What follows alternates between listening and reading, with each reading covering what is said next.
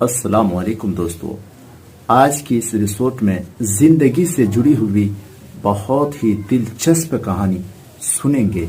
सुनने के बाद आपको ढेर सारे फायदे होंगे। तो आइए सुनते हैं आज की कहानी। बादशाह सलामत की 7 बेटियां थी।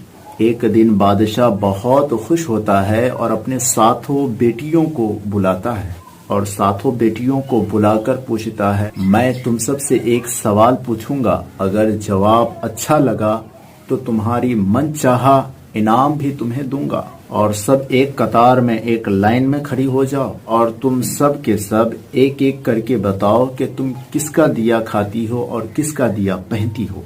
7 बेटियों में से 6 बेटियां कहती है कि अब्बा हुजूर आपका दिया खाते हैं और आपका दिया पहनते हैं और आप ही की वजह से हमारी ये शान और शौकत है।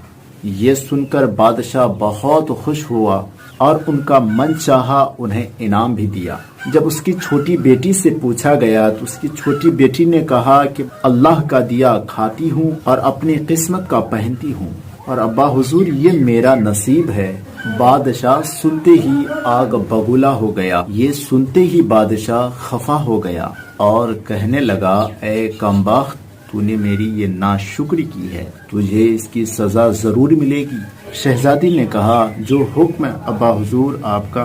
बादशाह ने सिपाहियों को हुक्म दिया कि जाओ इसे जंगल में छोड़ाओ, मैं भी देखूं कि ये अल्लाह का दिया कैसे खाती है और अल्लाह का दिया कैसे पहनती है। और शहजादी से सारे सामान जेवरात वापस आए। लेकिन शहजादी बहुत मुतमईन थी और अल्लाह की जात पर भरोसा लगाए हुई थी। जो मेरी जिंदगी में अल्लाह तबारक व तआला ने ऐश व इशरत लिख रखी है वो सारे के सारे मुझे जरूर मिलेंगे।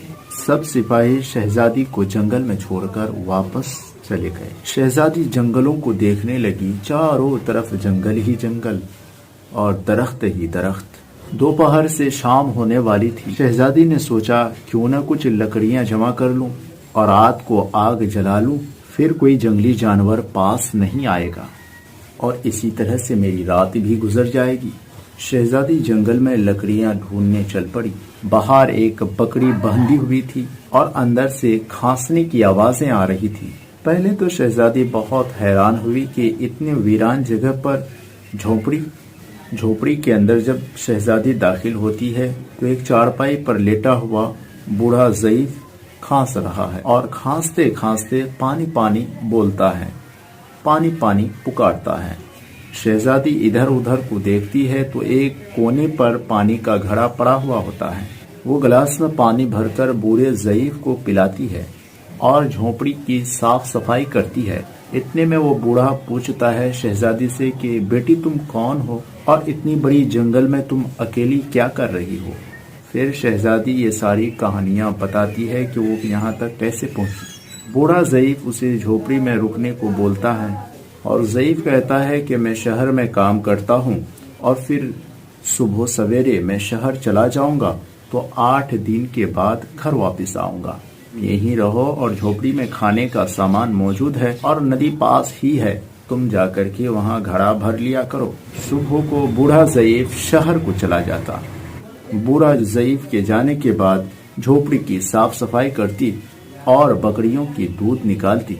आधा अपने लिए रख लेती और आधा बाहर बर्तन पे कोने पर रख देती। रात को कोई भूखा या प्यासा होगा तो इसे पी लेगा और अंदर आकर वो खुद सो जाती। सुबह सवेरे क्या देखती कि दूध का बर्तन खाली और एक वहाँ पर बगल में लाल पड़ा है।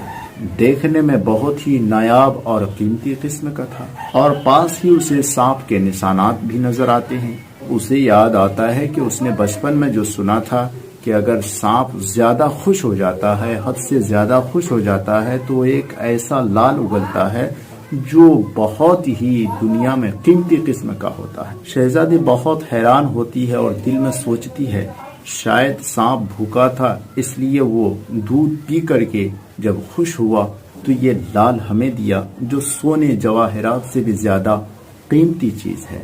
बैरकैफ वो शहजादी वो लाल उठा करके अपने पास रख लेती। फिर अगले दिन शहजादी उसी बर्तन पर दूध रख देती है। अगले सुबह जब देखती है तो फिर एक लाल मौजूद होता है। ऐसे ही गुजरते مسلسل 7 دن گزر جاتے ہیں اور 7 لال انہیں مل جاتا ہے، اور اس دن بوڑھا ضعیف بھی واپس آ جاتا ہے۔ تب اسے شہزادی لال دکھاتی ہے اور سارا واقعہ بیان کرتی ہے۔ 3 لال جو شہزادی اس بوڑھے ضعیف کو دیتی ہے اور کہتی ہے کہ اسے بازار میں فروخت کر کے بیچ کر کے جب گھر واپس آئیں تو آتے آتے محل بنانے والے مزدور کو بھی ساتھ لے آئیں، اور باقی 4 لال اپنے گلے پر مالے کے طور پر شہزادی زیبتن کر لیتی ہے، پہن لیتی ہے۔ کچھ ہی دنوں میں جنگل میں ایک عالی شاندار محل تعمیر ہو جاتا ہے، تیار ہو جاتا ہے۔ اس محل میں شہزادی اور بوڑھا ضعیف بڑی ہی سوکھ شانتی کے ساتھ زندگی گزارتی ہے۔ اتنا خوبصورت محل کہ اس میں اتنی آرائش اور اتنی آرام اور اتنی فیسلٹی ہے کہ اس کی کہنے کا کوئی حد نہیں۔ اتنا خوبصورت محل شہزادی نے بنا ڈالی۔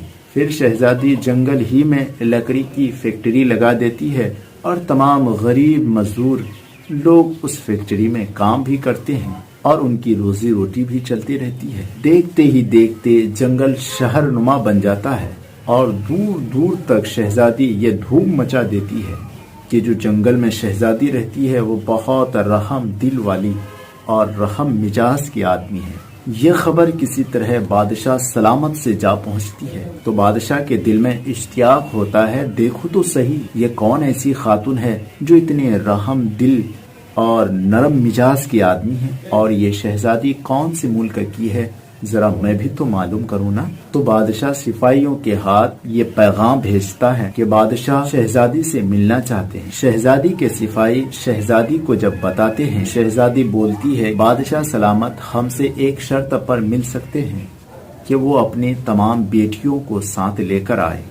سپاہی جا کر بادشاہ کو یہ پیغام دے دیتے ہیں۔ ایک دن بادشاہ اپنے تمام بیٹیوں کے ساتھ شہزادی کے دربار پر جا پہنچتا ہے۔ شہزادی سب سے ملتی ہے مگر چہرے پر نقاب ڈال کے، اور 7 رنگ کا اس کے سامنے کھانا پیش کرتی ہے۔ کھانے کے ساتھ اسی قسم کا اسی رنگ کا جوڑے زیورات پہن کر حاضر ہوتی ہے۔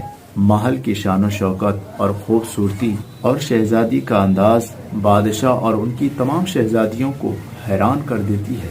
آخر میں بادشاہ شہزادی سے کہہ ہی دیتا ہے کہ تم میری بیٹی کی جگہ پر ہو اور تمہارے کہنے پر میں اپنی تمام بیٹیوں کے ساتھ آیا ہوں، تو پھر یہ نقاب کس لیے؟ بہت اصرار پر شہزادی کہتی ہے تو ٹھیک ہے، میں تیار ہو کر آتی ہوں۔ آپس میں سب شہزادیاں سرگوشی کرنے لگتی ہے، آپس میں گفتگو کرتی ہے، بولتی ہے۔ ابھی شہزادی تیار ہے، اتنے مہنگے زیورات اور اتنے جو ہے مہنگے کپڑے پہنے ہوئے ہیں، پھر اور شہزادی کیا تیار ہونا چاہتی ہے، اور اب کتنا تیار ہو کر شہزادی آئے گی۔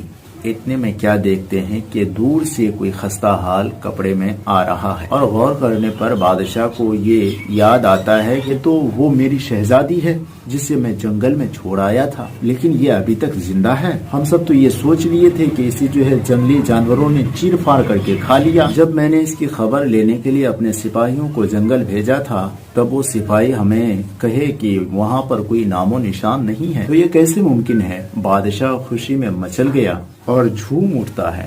تم شہزادی کو بلاؤ، اس شہزادی سے تمہیں آزاد کراتا ہوں، اور میں تمہیں شہزادی سے آزاد کروا کر لے جاؤں گا۔ وہ چاہے تمہاری قیمت میں میری ساری بادشاہت مانگ لے۔ نہیں ابا حضور، میں ہی وہ شہزادی ہوں۔ میں یہ نہ کہتی تھی کہ ابا حضور میں اللہ کا دیا کھاتی ہوں اور اللہ کا دیا پہنتی ہوں، بس اسی اللہ نے مجھے کہاں سے کہاں پہنچا دیا کہ آج میں آپ سے بھی زیادہ امیر و کبیر شخص بن چکی ہوں۔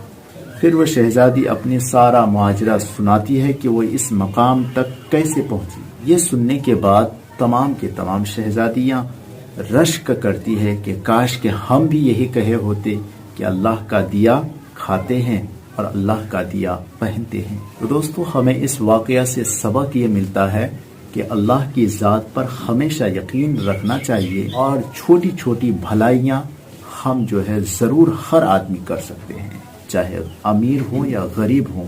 دیکھیں، اس نے جانوروں کے لیے دودھ کا پیالہ پیش کیا تو اسے کہاں سے کہاں کس منزل تک پہنچا دیا۔ اللہ حافظ، فی امان اللہ، سلام۔ सब्सक्राइब करें जन्नती ज़ेवर ऑफिशियल यूट्यूब चैनल को, साथ ही लगे घंटी के बेल आइकन को भी दबाएं। शुक्रिया।